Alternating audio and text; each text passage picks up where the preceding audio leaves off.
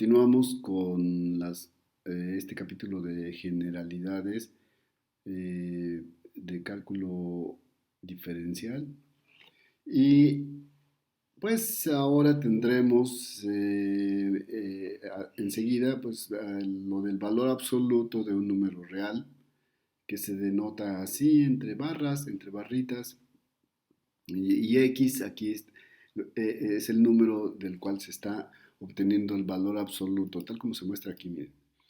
Entonces así lo denotamos, valor absoluto de x, es decir, x está encerrado entre dos barritas y se define así, como x mismo, si ese número es positivo, y como menos x, es decir, lo que esté aquí encerrado, si ese número es negativo, entonces le ponemos un signo adicional, si es que ese número es negativo.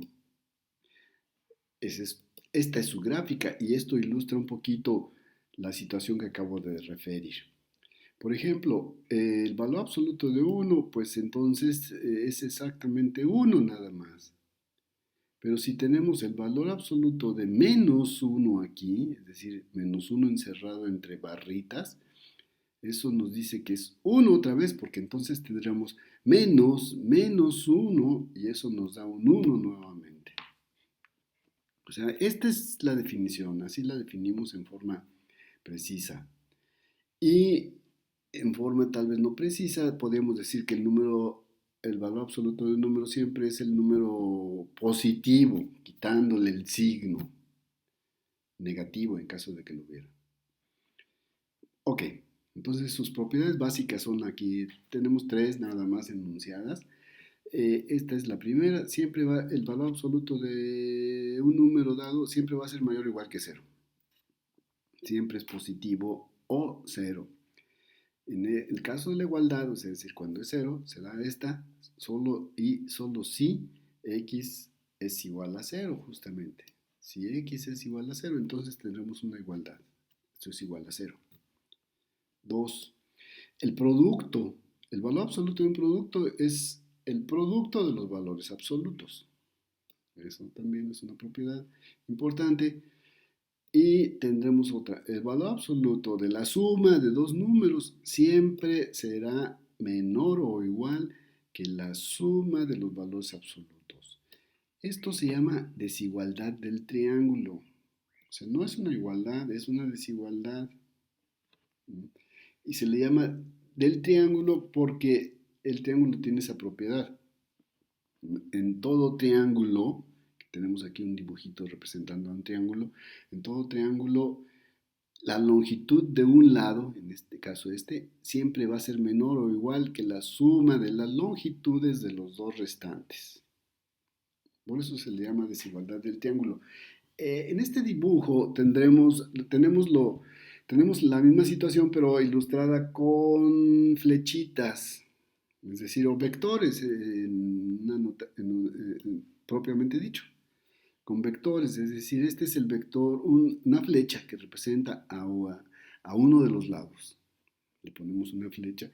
Esta es otra flecha que representa al otro lado y esta es la resultante que viene de aquí. Y entonces decimos que esta resultante en rojo es la suma vectorial de este vector y este otro. Y así tendremos que la desigualdad del triángulo, que es lo que acaba, la propiedad 3, aquí que tenemos aquí arriba, se puede parafrasear en esta forma.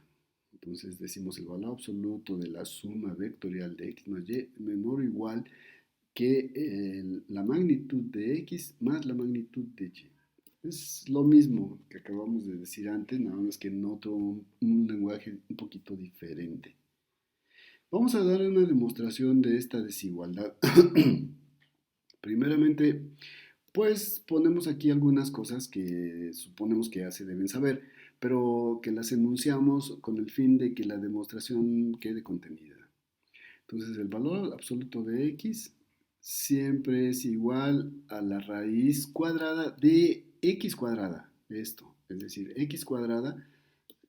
¿Quieren calcular el valor absoluto de x? Pues entonces de x. Entonces eleven x al cuadrado primeramente y luego le sacan la raíz. Es igual. 2, propiedad 2. El valor absoluto siempre es mayor o igual que el mismo número. En otras palabras, la diferencia del valor absoluto y del número mismo siempre es positiva o cero. ¿Mm?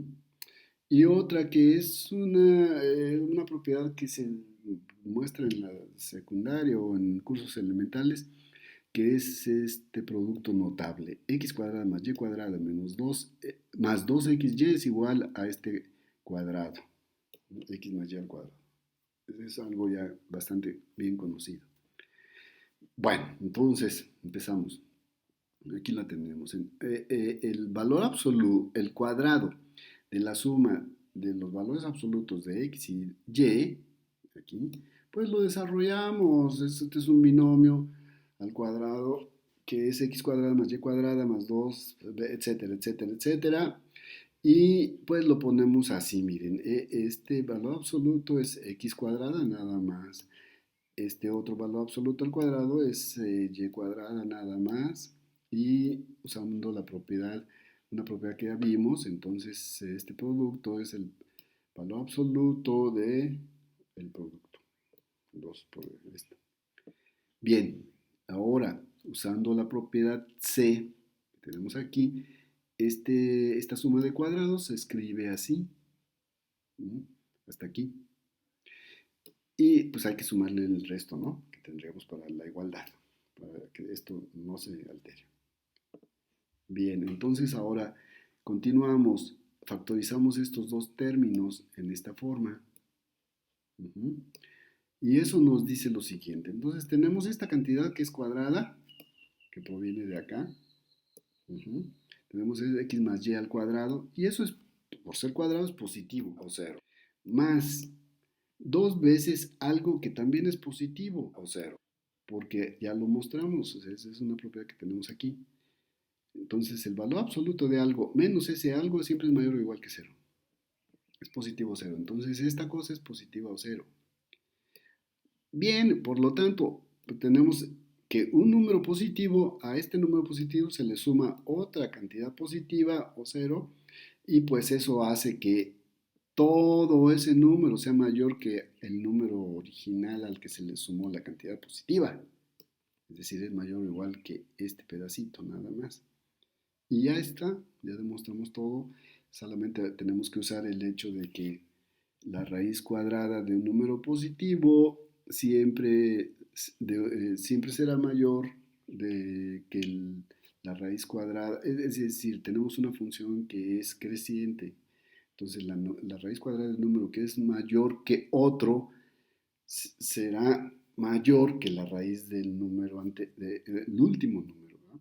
Es decir, es lo que tenemos aquí. Y pues eso significa nada más pues que la desigualdad se mantiene, que es lo que queríamos probar. Bueno, esto lo usaremos en los problemas que vendrán enseguida. O sea, haremos un conjunto de problemas resueltos y estas desigualdades serán muy útiles. Estas propiedades del valor absoluto serán muy útiles para resolver desigualdades. Y las desigualdades serán muy útiles para resolver cuestiones de límites y sobre todo de límites y de vecindades y otras cosas que se presentarán en el futuro. Bien, otra, otra herramienta necesaria también para el futuro es esta definición de ángulo en radianes. Estamos acostumbrados y debemos quitarnos la costumbre de medir siempre los ángulos en grados. En matemática normalmente lo usamos en radianes. Y esa definición también se usa en grados, ¿no? Pero las entendemos siempre en radianes. Esa definición se da aquí. Entonces tenemos un ángulo subtendido por un arco de circunferencia y dos radios del círculo de la circunferencia. Ese ángulo, θ, lo definimos así, como el cociente de la longitud del arco que lo subtiende entre el radio del círculo o de la circunferencia. Es decir, este cociente que muestro aquí subrayado. Es una definición muy sencilla y que nos permite pues establecer relaciones y poder calcular incluso valores de las funciones trigonométricas en algunos casos particulares. Bien, tenemos un ángulo de 360, así, con esta definición tenemos que un ángulo de 360 grados, es decir, una vuelta completa, como lo tenemos aquí. Observen, entonces partimos de aquí, empezamos a abrir el ángulo viene abriéndose más hasta llegar a 180 grados y continuamos hasta llegar a 360 grados. En este caso, entonces, ¿cuánto vale el ángulo en radianes?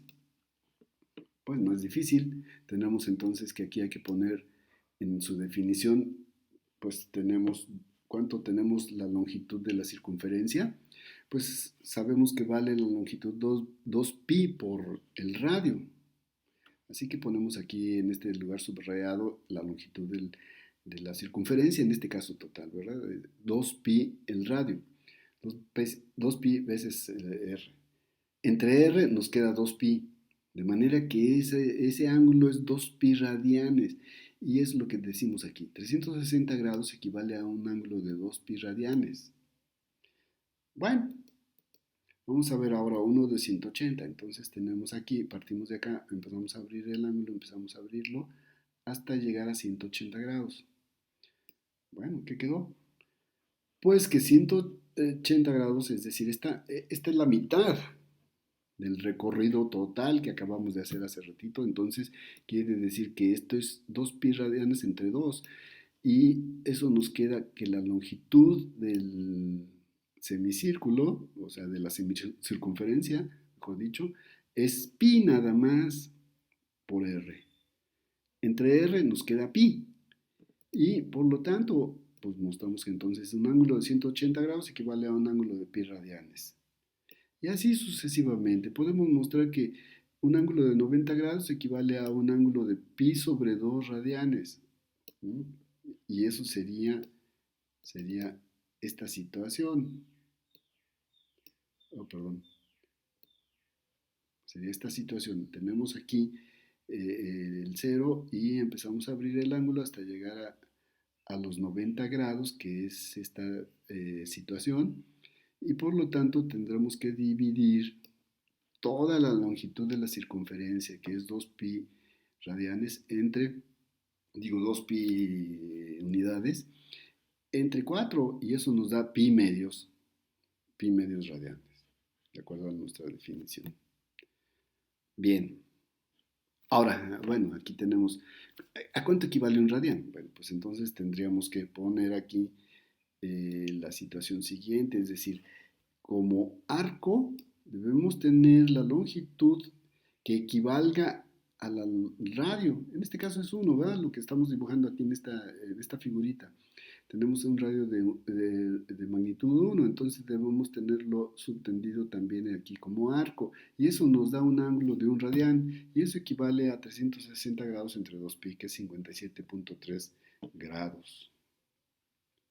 Bueno, con esta situación pues ya podemos entonces pasar a hablar de algunos valores particulares, pero muy útiles de las funciones trigonométricas. Hay que recordar un poquito la relación, no es difícil esto, la relación que hay entre las funciones trigonométricas y los lados de un triángulo rectángulo con su hipotenusa, ¿no? Pues ya saben, el seno del ángulo es el cateto opuesto sobre la hipotenusa y así, ¿no? Nos podemos ir. Bien, ahora vamos a, aquí está, en esta figura estamos dibujando una situación pues un poco general, pero vamos a pensar que este radio es 1.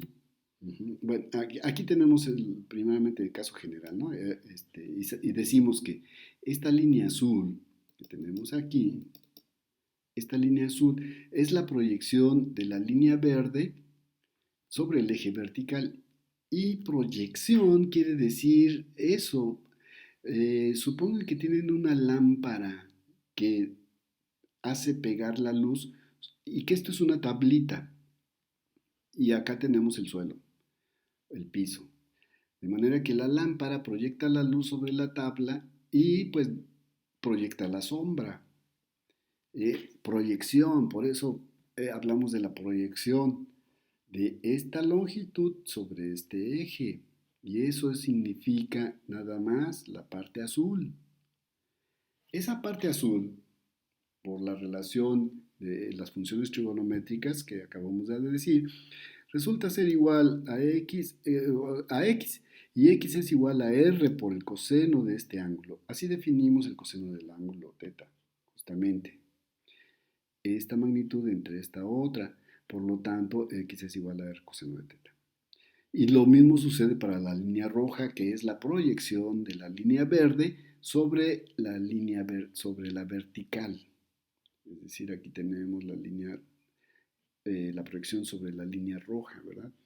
De esta, que es la verde. Entonces se proyecta así, tum, tum, etcétera, etcétera, etcétera, etcétera, etcétera, hasta cubrir toda la línea roja. Y eso, de acuerdo a la definición del seno del ángulo, que es el cateto opuesto entre la hipotenusa, nos dice que esta longitud, que es y, la vertical, es r por el seno de teta.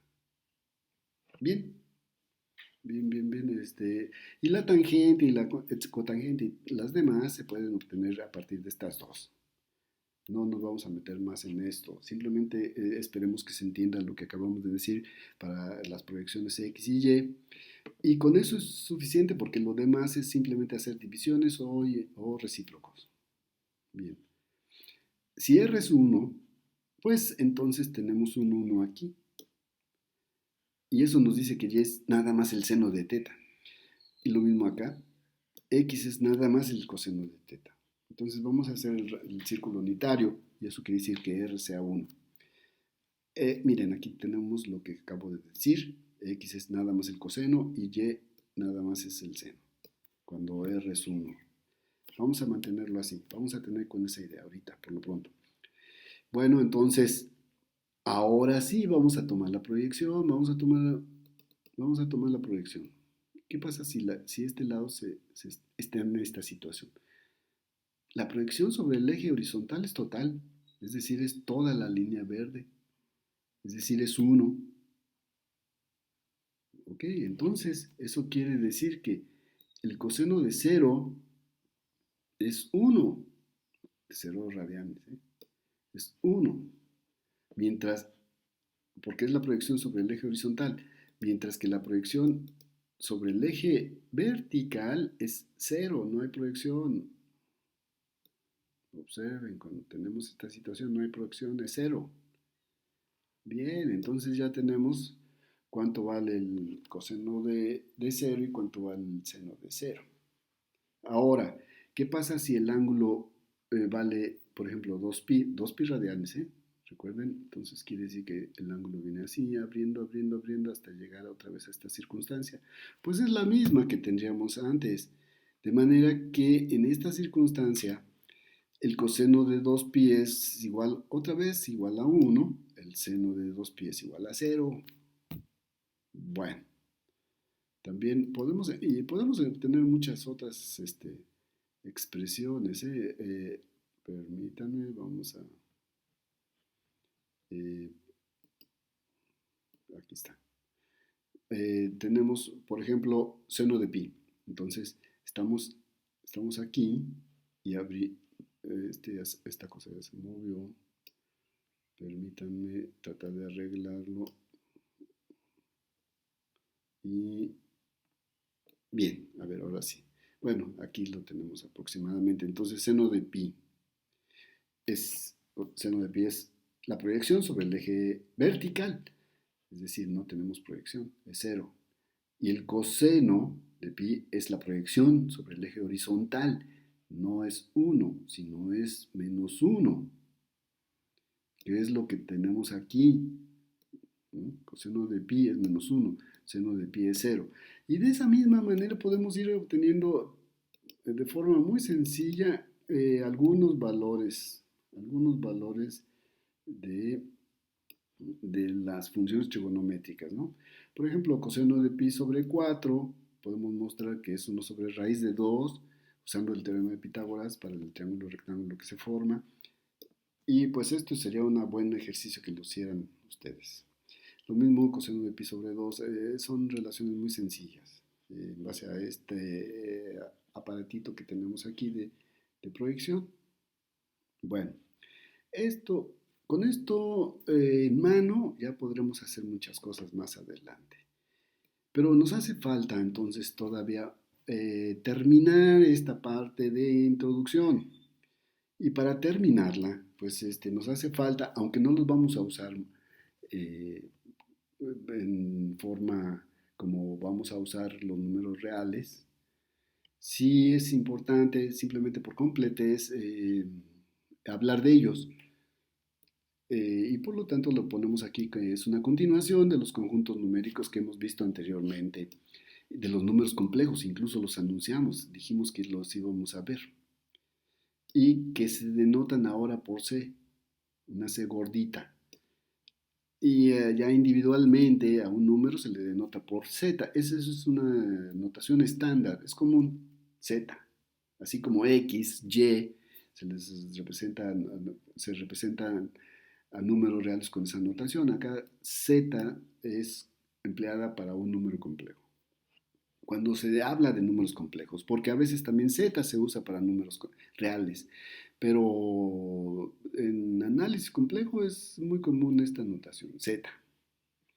Y vamos a ver cómo se incluyeron, es decir, esto es una extensión de los números, de los conjuntos numéricos que hemos visto en la primera parte, es decir, de los naturales, de los enteros, de los racionales, de los reales. ¿Cómo, se, cómo, se, cómo aparecieron estos en cómo aparecieron en escena? Pues aparecieron, podemos dar una idea de cómo. Aquí está. Tenemos una ecuación que puede resolverse de esta forma. Pues este número o se le suma 1 a este lado de la ecuación, se le suma 1 al lado derecho, porque no se altere la igualdad. Y finalmente llegamos a que x debe ser igual a más menos la raíz de 1. Ok, eso ya lo sabemos. Pero, ¿qué pasa con esta ecuación? X cuadrada más 1. Ah, pues procedemos igual. A ver, entonces ahí al lado izquierdo, que es este, le restamos 1 ahora, y entonces tenemos menos 1, más 1 nos da 0. Y al lado derecho también le restamos 1 para que no se altere la igualdad, entonces tendremos x cuadrada igual a menos 1. X cuadrada igual a menos 1, lo podemos poner aquí, miren. Igual, perdón, igual a menos 1. Y borremos esto. Listo. Entonces, eso es lo que tenemos, x cuadrado igual a menos 1. Ahora nos preguntamos, ¿y cuál es la solución de la ecuación que teníamos anteriormente? Que ahorita para recordarla la voy a escribir así, así, ¿listo? X cuadrada más 1. Entonces esto, y le quitamos entonces el contra. Listo, x cuadrada más 1 es igual a 1. Y eso nos da que x cuadrada es igual a menos 1, ¿verdad? Bueno, pues la pregunta es, ¿qué número real tiene como cuadrado igual a menos 1? Y la pregunta es que ninguno. Digo la respuesta. La respuesta es ningún número real tiene un cuadrado que sea negativo. Entonces, ¿qué sucedió con esta ecuación? ¿No tiene soluciones? ¿En los reales? Pues no. No tiene soluciones. ¿Y qué es lo que hacemos entonces? Incluir nuevamente. Tenemos entonces un problema que nos puede dar, si pensamos que podemos asignarle un carácter numérico a esta variable para que resuelva esta ecuación, entonces tenemos un nuevo sistema numérico, así como los irracionales tuvieron su etapa de surgimiento, ahora también tenemos otros números que que están surgiendo, es decir, que están surgiendo simplemente como soluciones de ecuaciones algebraicas. Y a eso les llamamos números imaginarios, porque no son reales, porque no hay ningún real que satisfaga esta propiedad. Y por decisión, pues les llamamos imaginarios. La historia no es exactamente así. La historia viene con un matemático italiano y alemanes, pero y matemáticos alemanes que ahorita no tiene caso hablar de eso, de la historia. Vamos porque finalmente esto es una parte muy pequeña de todo nuestra introducción al cálculo. Así que lo dejamos aquí. Bien, pero esa inclusión, entonces, la inclusión de los números imaginarios, entonces nos lleva a toda esta historia de los números. Primero vinieron los naturales, luego los enteros, después los racionales, luego los irracionales, luego los reales, ya como inclusión de todos los anteriores, después los imaginarios y finalmente complejos. Es el conjunto ahorita numérico que ahorita estamos mostrando como más grande, que incluye a todos los demás, el conjunto de los números complejos. Y la unidad imaginaria, es decir, lo que podría ser el uno en los reales, tenemos una unidad imaginaria en los complejos que es la que satisface esta ecuación que tenemos aquí, subrayada. Aquí lo decimos. Y, y así se denota, con una I manuscrita. Es tal que satisface la ecuación siguiente, es decir, es esta, la ecuación que debe satisfacer, o bien esta propiedad, es decir, y cuadrada es igual a menos 1. Bien, y ahora ya pues viene la construcción de los números complejos en esta forma. El número complejo z está compuesto por dos reales, de hecho. Este es el número real x, pero se le añade otro número que ya no queda dentro de los reales y está compuesto por la unidad imaginaria y por el producto de la unidad imaginaria por la parte imaginaria, que así se llama. Entonces, cualquier número complejo siempre tiene su parte real y su parte imaginaria, que es y. La parte real es x. Y claro, la parte imaginaria siempre va multiplicada por la unidad imaginaria y, que es la que satisface esta propiedad. Ok. Bien, a propiedades adicionales. Por ejemplo, la suma, pues la suma entre dos números complejos, z1 y z2, que están dados así, en su forma habitual, es decir, en la forma que acabamos de decir, x1 más y1, z2 igual a x2 más y2. La suma de z1 y z2 entonces está dada así. Se suman las partes reales y se dejan como parte real y las partes imaginarias también se suman aparte. En el producto de esos números, z1 y z2, se define así, miren. Entonces, simplemente podemos hacer el producto de ellos dos, x1 por x2, que se encuentra aquí, x1 por este otro, por y2, x1 por y2, que se encuentra aquí, miren, estos dos.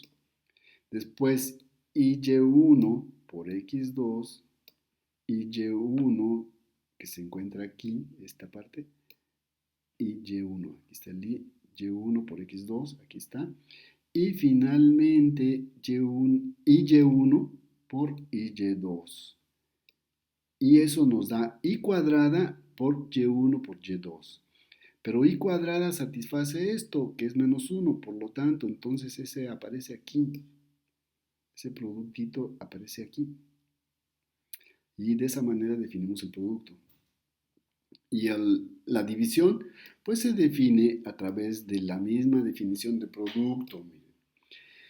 Aquí tenemos z1 entre z2 igual a esto, ¿verdad? Ese es nada más establecer que z1 vale x1 más y1, y Z2 vale X2 más Y2. Muy bien. Entonces, para que no se altere este cociente, pues podemos multiplicar por un 1. Y el 1 lo escribimos así, X2 más Y2 entre X2 más Y2. Esto nos da un 1. Y de esa manera podemos descubrir que este cociente de números complejos tiene esta parte real y esta parte imaginaria, y esa es su definición. Y claro, pues para finalizar, la división por cero no está permitida ni definida, entonces esa es una cosa importante. Los complejos podremos definir un número que le llamamos infinito o el infinito, pero eso no es motivo ahorita de este curso. Eso si quieren en un curso ya posterior. Estos números complejos se pueden representar geométricamente como en el plano. Lo que quiero hacer remarcar aquí, es decir, aquí como si fueran un plano cartesiano, como si fuera, pero no es un plano cartesiano. Aquí es un plano complejo, así se le llama, porque en este eje está la parte imaginaria del número y en este otro eje están las partes reales. Entonces, esta es la parte real y esta es la parte imaginaria y se representa con un punto. Repito, como si fuera un plano cartesiano y un punto en el plano cartesiano, pero no lo es un plano complejo donde en este eje corremos los números imaginarios y en este otro corremos los números reales. Propiedades, eh, eh, tres propiedades que vamos a mencionar que son importantes sobre los números conjugados sobre los números complejos es su conjugado, su valor absoluto y su forma polar. El conjugado de un número complejo se define, a veces se denota con Z estrella y a veces se denota con Z raya o subraya, raya arriba, es decir, con una, no tilde, pero es una raya. No lo pongo aquí, pero aquí usamos la notación con Z estrella, asterisco, Z estrella. Z estrella, que es el conjugado de Z nada más, se define como pues el mismo número, salvo que le cambiamos el signo a la parte imaginaria. Miren, entonces en vez de tener un más, tenemos un menos, independientemente del signo que venga acá. Bueno, ese es el conjugado. El valor absoluto del número o módulo, también que se le llama a veces del número complejo, Z, se denota, normalmente se denota como si fuera un valor absoluto usual, a veces se denota de otra manera, pero aquí lo haremos así, como si fuera un número en valor absoluto. Y se denota como la raíz de x cuadrada, ¿se recuerdan? Una de las propiedades del valor absoluto que acabamos de ver. Bueno, pues aquí entonces lo definimos así como la raíz cuadrada del número z por su conjugado. Y eso, si ustedes lo hacen, nos da esta cantidad que es real y positiva o cero. Cero en el caso en que z sea el número, la nulidad. La forma polar de un número complejo se escribe así, es decir, tiene que ver con su representación geométrica. Es la proyección de este punto, que el ángulo es el ángulo que se subtiende por este punto y el origen por la recta y el eje horizontal, entonces subtienen un ángulo teta. Como si fuera cartesiano, recuerden eso, como si fuera cartesiano. Entonces la proyección de esta línea sobre este eje es justamente la magnitud de la línea, que es la magnitud es el valor absoluto del número complejo, que es raíz de x cuadrada más y cuadrada, más y veces la unidad imaginaria por la proyección sobre el eje vertical. Bueno, esa es la forma polar, precisamente por de ahí viene el nombre. Y de coordenadas polares. Y después tenemos la fórmula de Euler, que nos dice que, bueno, esto es ahorita para un principio, es medio complicado explicarlo, pero este es el número E, que Después veremos con más detalle. Y eso nos dice que ese número e a esta potencia, que está imaginaria, porque es, miren, i por teta, puede escribirse así, en una forma real que nada más tiene como valor coseno de teta y en la forma multiplicada por el número en la unidad imaginaria cuya parte real es seno de teta, cuya parte imaginaria es seno de teta. Bien, bueno, ya, finalmente vamos a terminar esto. Tenemos el plano cartesiano rápidamente, o sea, no es con detalle estas cosas. Recuerden que estos son cursos abreviados. Tenemos el plano cartesiano con incrementos, distancias y rectas. Esto porque lo vamos a ver posteriormente, es decir, que simplemente por nada más determinar cómo le denotamos a un incremento. ¿Y qué quiere decir el incremento? Eso lo vamos a manejar más adelante. Incremento quiere decir, eso su palabra lo dice, cómo incrementa un valor, una cantidad. Aquí se ha incrementado, estábamos en 2 e incrementamos a 3. Por lo tanto, el incremento de esta variable en esta circunstancia es 1, ¿no? Es decir, la variable horizontal que es x. Miren, la variable horizontal que es x. ¿Cuánto ha incrementado en esta circunstancia de ir de 2 a 3? Pues obviamente se incrementa 1. Entonces, la diferencia o incremento de esa variable es 1 en el ejemplo que estamos mostrando. En la parte vertical también tendremos incrementos y a eso lo denotamos como delta y, que es la variable vertical. Y pues en esta figura tenemos un incremento que va de punto 3 a 1 y eso significa un incremento de punto 7. Y si ustedes hacen las cuentas, verán que la distancia D, que es la longitud de la hipotenusa en este triángulo, nos dice que es la raíz cuadrada de esta cantidad al cuadrado más esta cantidad al cuadrado. Y eso es, si ustedes hacen esa cuenta, es aproximadamente 1.22. Eso en cuanto a incrementos y distancias. La distancia, recuerden, es la raíz cuadrada de las cantidades que se involucran en la construcción geométrica de esa distancia. Aquí lo tenemos, miren.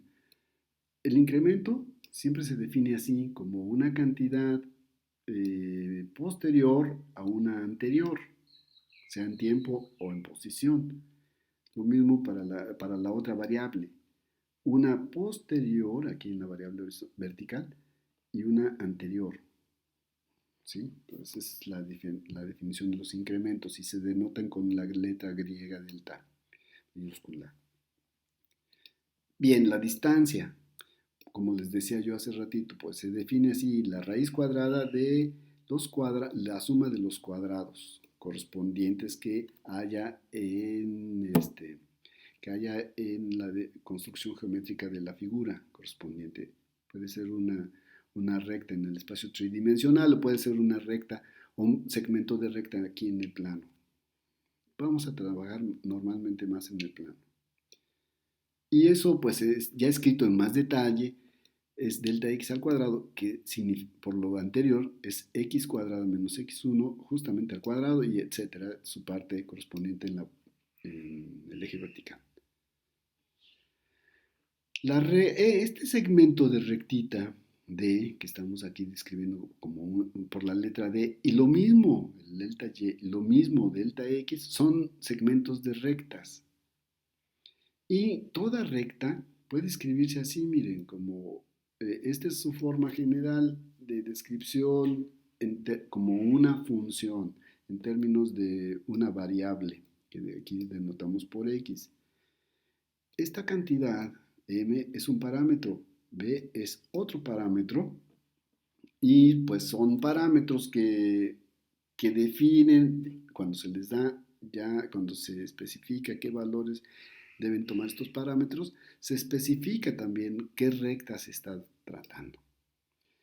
Eso lo pueden ver en esta notación, así como y de igual a m de x más b, o bien como una notación de función, que pronto veremos aquí. f de x, que significa una función de x, es m por x más b. Si esto no les atrae o les cuesta trabajo, pues tomemos esta, y igual a mx más b. Eso creo que se entiende desde los cursos anteriores. Bien, vamos a ver la interpretación de las variables. Aquí la variable es x y la otra variable es y. Son las dos variables que tenemos aquí en juego. Pero también tenemos parámetros que no hemos especificado. Recuerden que en matemáticas siempre escribimos letras de algunos alfabetos para describir cantidades que no queremos determinar en un momento dado. Y a eso les llamamos o variables o parámetros. Entonces esta M es una letrita que incluso la tomamos de una parte del alfabeto que no corresponde a las últimas, ¿verdad? Es decir, eso es algo, una tendencia que se ha seguido siempre. Pero bueno, aquí tenemos que también esta letra B representa otro parámetro. Y, y ya dejando la palabra parámetro y variable, nos interesa saber aquí o tratar de dar a explicar cuál es su interpretación de ambos, de los parámetros y de las variables. Bueno, entonces, como ejemplo, tomemos esta rectita, y igual a x más 1, que está dibujada aquí. Entonces, cuando observen si x es 0, y entonces debe valer 1, y eso nos da este punto. Si x es menos 1, entonces con 1 sumado nos da 0, y igual a 0, y ese es este punto de acá. Y así sucesivamente podemos irla construyendo. Bien, una cosa importante con relación al parámetro m es que nos da su pendiente. De hecho, así se identifica al parámetro que multiplica la variable x en una recta. Se dice que es la pendiente. La pendiente es justamente lo que dice la palabra. ¿Qué tan pendiente está esta recta? Observen que esta recta, esta que estoy poniendo, está más pendiente, tiene una pendiente mayor. Esta todavía mucho mayor. Y esta de acá, pues casi no, esta no tiene pendiente, es plana. La pendiente de esta y empieza a crecer, pero en otra dirección. Si, si acá no se nos caían las cosas para un lado, acá se nos caen para otro. Entonces, la pendiente tiene un signo que podemos, que podemos decir positiva si tenemos una situación como esta, cero si tenemos una situación como esta y negativa si tenemos una situación como esta. Bien. Y eso, pues la pendiente justamente tiene que ver con el valor de la tangente del ángulo que define la recta con el eje horizontal, con este ángulo que dibujo aquí imaginariamente, con el eje horizontal. Y la tangente tiene esta gráfica. Reconozco que aquí estamos hablando de gráficas, de algunas funciones como tales, aunque sean trigonométricas, y que no hemos visto eso, pero nos puede ayudar un poquito echando un ojito a lo que viene adelante.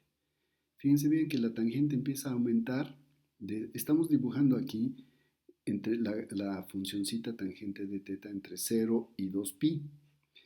Y empieza a aumentar el valor de la tangente en la medida en que el ángulo, que es teta, que es esta variable que viene corriendo aquí, se acerca a pi sobre 2. En ese lugar se va hacia infinito, se crece tanto como se acerque 1 a pi sobre 2. En cuanto 1 pasa de pi sobre 2, la situación se invierte. Se hace negativa tanto como nos acerquemos por la derecha a pi sobre 2 y viene después disminuyendo en la medida que nos acerquemos a pi. En pi se hace 0 y vuelve a repetirse un poquito la situación que ya describí.